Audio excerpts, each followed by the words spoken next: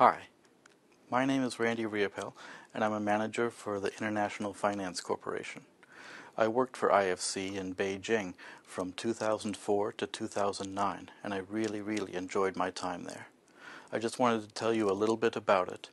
But the first thing to note is that anybody's experience in China, and indeed China itself, is so big that no one will be able to condense it down to just a few minutes. So if you want to get in touch with me, please feel free, send me an email, and I'm happy to discuss any specific questions you may have more.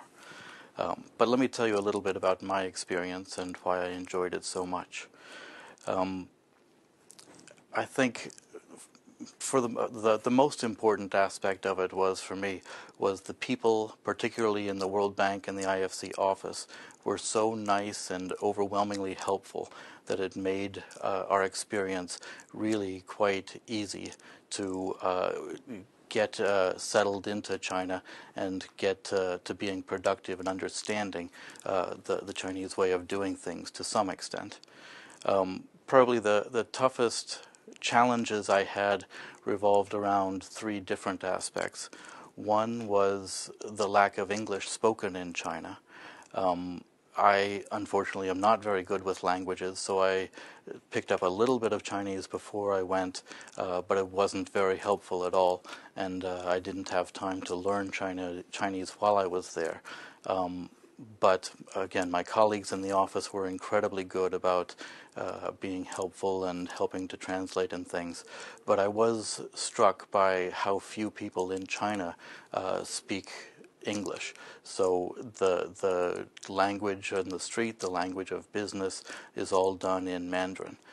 So it's obviously, you have a huge advantage if you speak Mandarin and understand it well. But nevertheless, with my colleagues' help, with my wife's help at home, I was able to get by without ever speaking Mandarin fluently, and it's not a complete hindrance. It's just I was struck that there wasn't more English spoken there. Second, at least in my work experience, the biggest challenge for me was not the late nights of having to deal with Washington. That I was kind of expecting and came with the territory.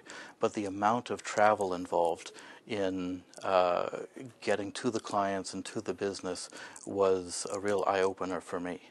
I would estimate that I was out of Beijing about 3 nights every week. So about 60% of the work week was spent outside of Beijing. I think that's a function of how big China is. There are so many vibrant cities, so many places to do business, unlike a lot of the countries we work in where the capital city is also the place where 80% of the business is done. That's not true in China. In China, business is done all over the country, and you need to be where the business is. So I was surprised, and it was a challenge as to how much time I was outside of Beijing and away from the family when I was there. But again, you begin to adapt, you find ways to cope, and it wasn't so overwhelming. I could get back home every weekend pretty much and spend weekends with the family, and overall it was a great experience. I guess some words of advice that I would give to the person going there.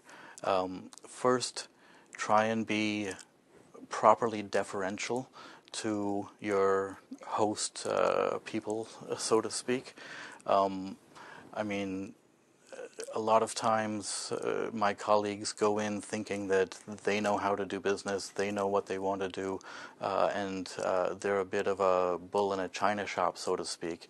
But I think you'll have much more success if you go in and listen and talk to or be fairly modest in your proposals and in your business meetings, and really try and listen and understand the Chinese way of thinking and doing business.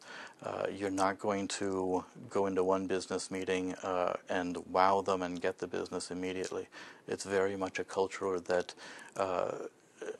you need to build up trust and build up a relationship over time before they will give you their business. So again, it's very important to have a sense of modesty when you go in. They know largely what they're doing in business, and you can give modest suggestions around the edges, but to go in and think that you're going to change their business from day one, I think is unrealistic. Second, again, this is more in the settling in process. Don't be shy about asking for help. I had a couple of people in the IFC office who were just tremendously helpful in setting up real estate agents, setting up school appointments for my wife and I, helping us get settled in and really feeling comfortable living in China. And that just makes a world of difference. Otherwise, it can be months before you feel settled enough to really become productive. But with us, it was just a matter of a week or so before we were pretty much settled in, and I was in the office and being productive from the ground running. So don't be shy about asking for help from people in the office. And lastly, along the same vein, I would say don't be shy in hiring help as well.